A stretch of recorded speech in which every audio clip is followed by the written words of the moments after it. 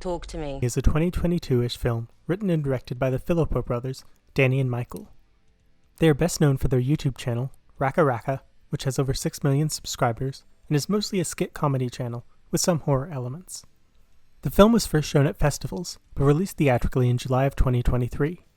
It follows Mia, a lonely teenager in Adelaide, Australia. She lost her mom 2 years ago and is still grieving.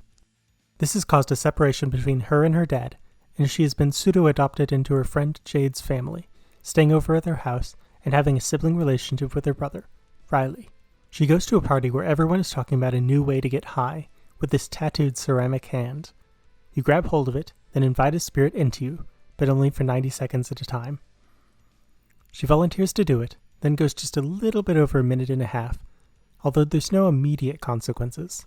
Now addicted, they all get together the next day and have a gay old time. Then the spirits get mad and possess Riley, causing him to smash his head into miscellaneous blunt objects, hospitalizing him. After that, they have to try to figure out how to get the spirits out of him, and do a little bit of diving into the hand's history. Mia also reconnects with her dad a bit, as she's been isolated from Jade due to being fairly directly responsible for Riley's fate. In the end, Mia is convinced by the spirits still haunting her to kill Riley and free him from being tortured in hell forever. While she's given the chance, she isn't able to pull the metaphorical trigger and instead ends up jumping in front of a car and dying. At the end, there is a brief sequel hook, with her appearing in front of a group of Greek partygoers with the hand. Talk to Me is a film that has an incredibly strong start and a lot of positive features. The diverse cast of young actors all excel at their roles and make believably dumb decisions. It looks beautiful, with some clever choices like not showing Mia's dad face for the first half of the film, which emphasizes their relationship through camera work. The sound design is also second to none, with lots of creepy drippings, crackings, and in general spooky noises. Unfortunately, despite all the excellent production, the film falls sort of flat. In the beginning, there are a few different themes introduced, but one of the biggest ones is how all the actions with the spirit are recorded and spread to social media. When something terrible happens, everyone gets out their phones. In this case, the hand is a drug metaphor, so they're effectively showing off people's bad trips to the world. This is definitely very relevant to the Gen Z audience the film is targeted at, but there's no real commentary of it. At one point, a character makes out with a dog while under the influence of the spirits, gets upset about it, and the other characters say they're going to post the video. In the montage immediately after, however, the character's back to enjoying it, and nothing comes out of it. It has the trappings of commentary without anything to say. The other element of that theme is that it completely disappears as the film moves on. There are 2 parties in the film that have people on their phones, then everyone is focused on different things, so this major theme just falls to the wayside. Which is another big problem with the film. It feels so insubstantial. It's sort of cheap to have a modern, elevated horror film about grief, trauma, and mental illness. This especially pertains to ghostly apparitions, with the modern popularity tracing back to the Babadook. The problem is that Talk to Me, and a lot of other similar films, don't go anywhere new with these themes. While Mia is an interesting character, the film doesn't have anything to say about her grief or how it affects the other people in her life.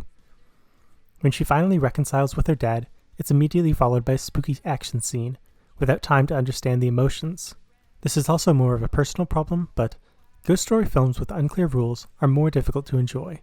They say that if the spirits stay for longer than 90 seconds, then they want the possessed person to die, so they can join them forever.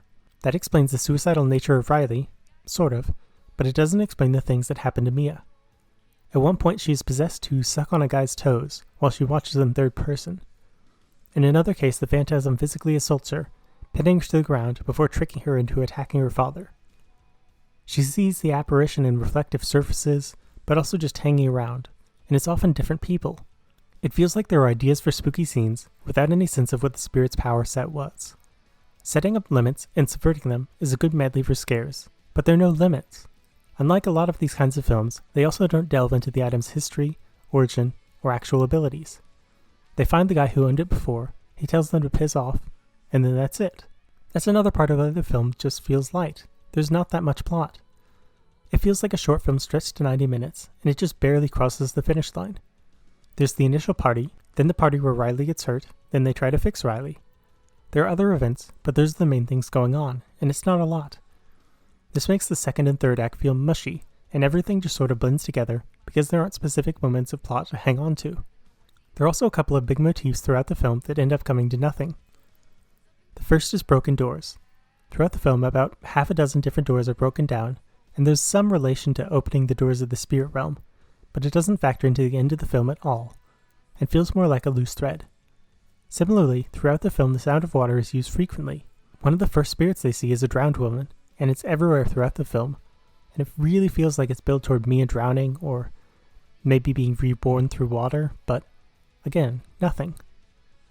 While some of these issues are on the more nitpicky side, overall it builds a picture of inexperienced filmmakers with some good ideas, but no idea how to combine them. In an interview, they mentioned having a deep lore Bible, but none of that comes across in the film. Currently, there's both a prequel and a sequel in the works, so maybe the expanded universe will answer the burning questions, but as a one-off, it's a bit of a disappointment. Talk to Me is not a bad film. It's well shot, well acted, and has a few smart ideas, but ultimately it drags in the third act, and the ending doesn't come together like it should, leaving the whole product feeling like food from a commercial. It looks good, but looking too hard at the individual parts, or chomping into it, is probably not good for your health.